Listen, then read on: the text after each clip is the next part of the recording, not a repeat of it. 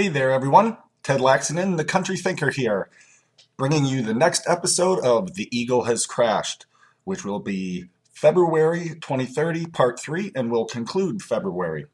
Now, I don't have any other information or announcements, so let's go ahead and jump right into the story.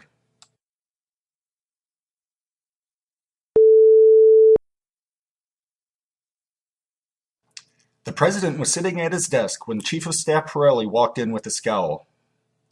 I'm starting to think of you as the Grim Reaper, Tony. Can't you bring me some good news? Pirelli shook his head.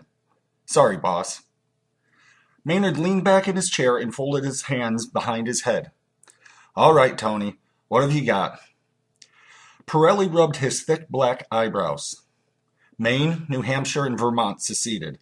They're forming the Republic of New England. Maynard put his left hand over his eyes. Damn, that's our neck of the woods. Yeah, and if Rhode Island or Connecticut go, I'll personally break every one of their necks, Pirelli said, clenching his fists. All right, Tony, what's their beef? I was expecting southern states to try it next. Well, they got the same basic list as Texas. We're operating outside the Constitution. We drove the economy into the ground with irresponsible debt, etc., etc. But they added something else. They say we have failed to protect individual liberties protected by the Constitution. What? Are you kidding me? I've spent my career protecting liberty.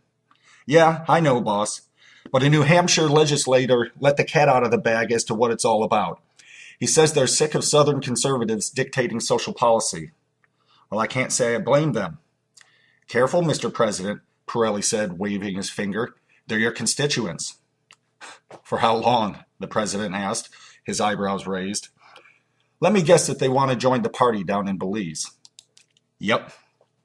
So what will we have to do about social policy to get New England back in? We'd have to amend the Constitution to explicitly guarantee a long list of rights they want protected, Pirelli answered, which Texas would never agree to. That's right. So if we do what New England is asking, there's no chance Texas will agree to come back. You got it. Wow, that just made things a whole lot more complicated. Maynard scratched his jaw. Yep, it did, boss. The president sighed. You know, I used to poo-poo Federalists who argued for state jurisdiction over social issues. You know, marriage, abortion, public housing, the whole list. We may have to give up one-size-fits-all nationwide social policies if we're going to bring this country back together. Our party is going to kill me if I suggest it, but I may not have a choice. I don't think you do, boss. Everything's connected, but that doesn't mean everything has to be the same. It scares me when you talk like that, Tony. Me too. All right, Tony. Let's deal with the New Englanders the same way we're dealing with Texas. I want a total blockade. Nothing gets in without my permission. Isn't that dangerous given all the troubles the Texas blockade has caused? The Venezuelan plane affair has really hurt us internationally. I know, but we can't just let them walk away and think they can negotiate some kind of settlement. We've got to make it hurt, and we've got to let them know that we are prepared to take them back by force if we have to. Yes, boss.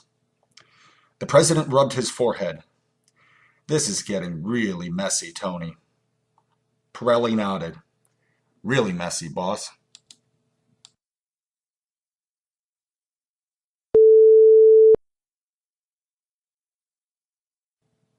LeClaire. Hello, everyone. This is Mindy LeClaire with the America Now Network, the place you go when you need to know. I'm coming to you live from the 2030 Winter Olympics in Denver. With me, I have Swedish downhill skiing star Anders Holmstrom. How are you doing today, Anders? Holmstrom. I am doing great, Mindy. Just great. The conditions here in Denver are fantastic. LeClaire. Congratulations on your gold medal in the Super G this morning. Holmstrom. Thank you, but it is a bit, how do you say, bittersweet, winning a medal in this Olympics. I want to race against the best, and there are many good skiers here, but there are many who are not. LeClaire. Are there any in particular you're thinking of? Holmstrom. Yes. Petri Schaff is the reigning world champion. I should very much like to have raced against him. Hiro Matsui is another great skier who isn't here. And Carlos de la Rosa from Chile is an exciting young skier. Reckless, but can make great runs. There are more, but it's hard to think of them all right now. LeClaire. Anders, to come here you had to pay your own way since the Swedish Olympic Committee like many other countries and individual competitors, has boycotted these Olympics. Why did you do it? Holmstrom, my life is to ski. I know times are tough here in the U.S. I know that there are questions with the security, with secession, terrorist acts, and other things. I know that many people around the world are angry at this country for causing trouble with the economy and all. But I am not a politician. I am a skier. I would go to a war zone for a good race. Leclerc, some people are comparing U.S. to a war zone, but that's another story. Anders, do you wish other skiers had done like you and ignored their country's boycott of these Olympics? Holmstrom, yes, I wish for it very much. The people here in the U.S. have been very nice. They are having hard times, but they are not the first to have hard times. If others had come, they would see too. Leclerc, do you think that the Olympics can be a way to bring people together? Holmstrom, oh yes, when I was a young man, I thought I knew a lot. But when I started racing on the circuit and went to other places, I learned a lot. People are different and the same at the same time. The Olympics bring people together. I am staying with a family in Fort Collins. When they heard I paid my own way, they called me and offered me their home for me to stay with them. They did not have to do that. Everybody in their community has helped me, and they have taken in other competitors too. I know a biathlete, a figure skater, and a luger, also staying with families on the same street. Times are hard, but these families have opened their doors. Leclerc, has this experience improved your impression of America or made it worse? Holmstrom, it has improved it very much. You do not know much about someone when things are good. You know about them when things are bad. I am seeing Americans do good things when it would be easy to do bad things. Leclerc, that is the kindest thing I've heard about America in quite a while. Thank you, Anders, and good luck in your remaining races. Holmstrom, thank you, Mindy.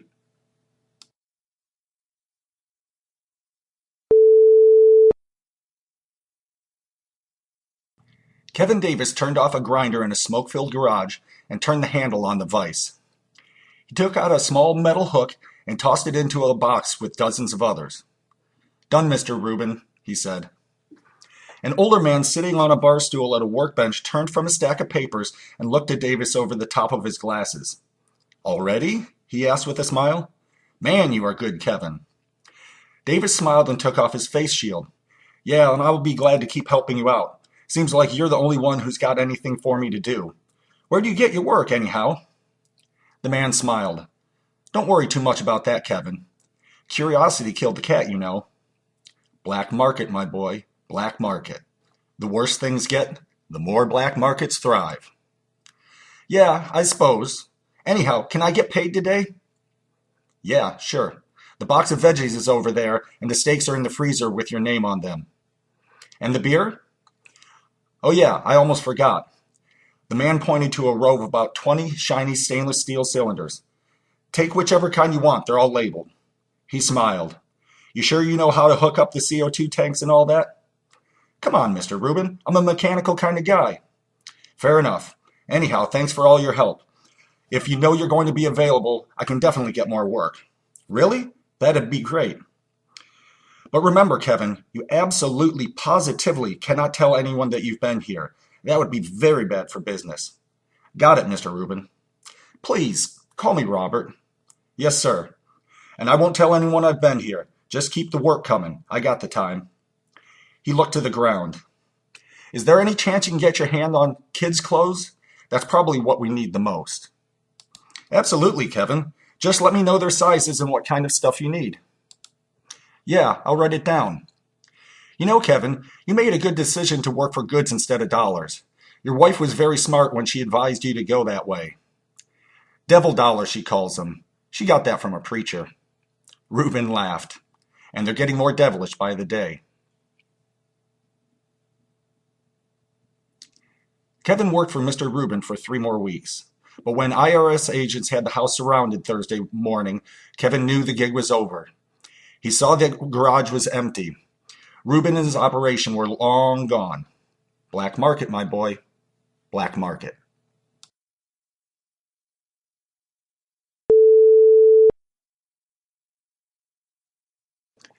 Dylan Johansson's long strides carried him from the shooting range of the Delaware Gun Club and across the wood-floored lounge area. He carried his pistol case in his left hand and pushed the exit door with his right. "Hey, Johansson, wait up!" Dylan turned and saw Nate North jogging toward him from the refreshment bar, his belly bouncing with each stride. "Damn it," he thought. Dylan smiled politely, and the two shook hands. "How's it going, Nate?" "Probably better than you," North said. He patted Dylan on the back. "Sorry to hear you got disbarred, man. What a crock of BS."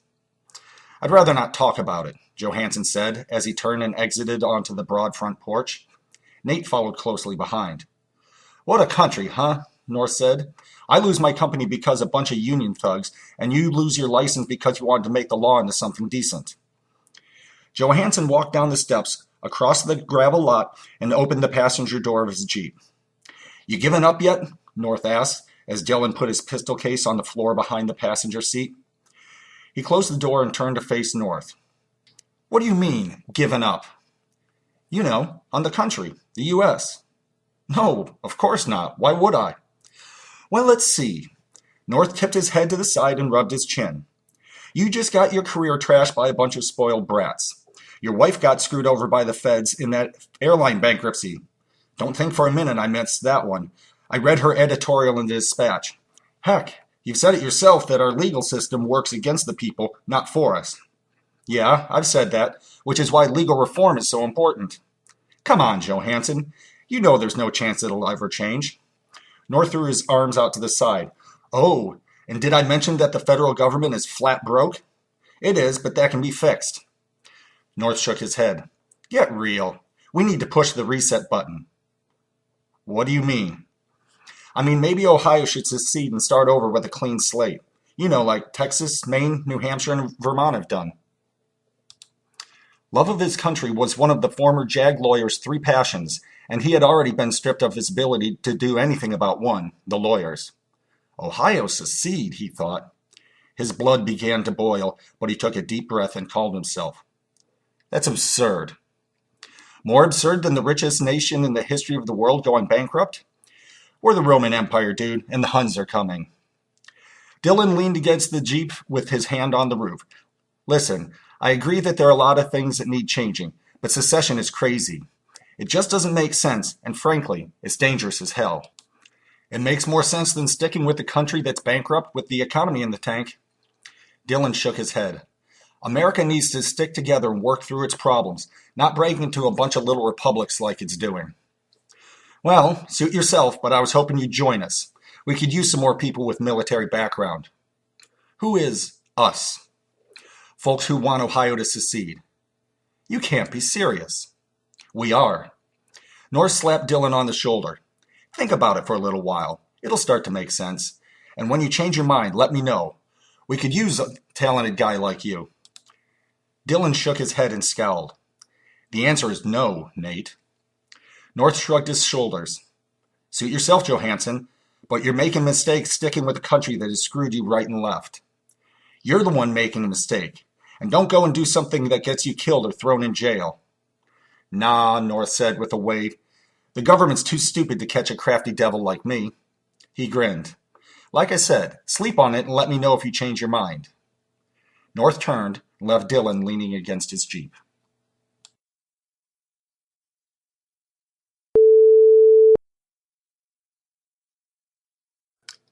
Okay, so that ends February of 2030 of The Eagle Has Crashed. Hope you're enjoying this story as we go. And if you would like to purchase it, you can get it at my website, clearpeakpress.com, from Amazon, Barnes & Noble, the iTunes Store, the Sony Store, Smashwords, and other retailers. It was good to be with you. Have a great week, and we'll get back with you next Sunday.